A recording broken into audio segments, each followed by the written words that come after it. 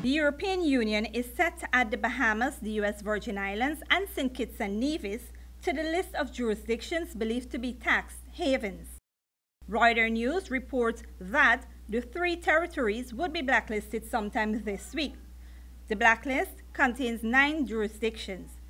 The other 6 are American Samoa, Guam, Namibia, Palau, Samoa, and Trinidad and Tobago. Blacklisted jurisdictions could face the reputational damage and stricter controls on their financial transactions with the EU, although EU states have yet to agree on possible sanctions.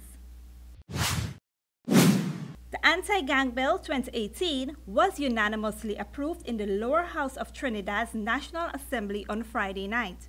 The bill passed with 37 yes votes and 0 no votes. All 21 government and 16 opposition members who were in attendance backed the bill.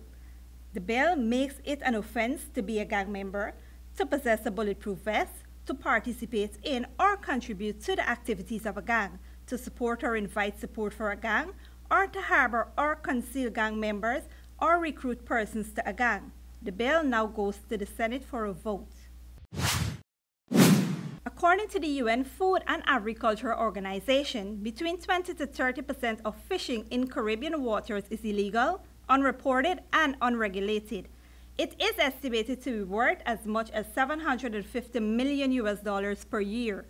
Fishing fleets arriving from Asia and Europe are now causing a crisis of overexploitation. Many species of Caribbean fish now show signs of overfishing. Experts blame the decline on several factors including climate change, overfishing, as well as boat activities in the United States, Venezuela, and Mexico. And in international news, on Saturday, France and India signed a naval defense accord. The 2 nations will now open their naval bases to each other's warships. French President Emmanuel Macron highlighted the nature of relations between the 2 countries. France should be the best partner of India, and especially in Europe, the entry point for Europe. The first one is to open a new era for this partnership and open for the coming decade a very strategic partnership in terms of defense and security, especially in the overall region. Analysts view the new agreement as a counter to the growth of China's military aggression in the Pacific Ocean. The Canary Islands tax minister has called on the EU to repeal the value-added tax on women's sanitary products.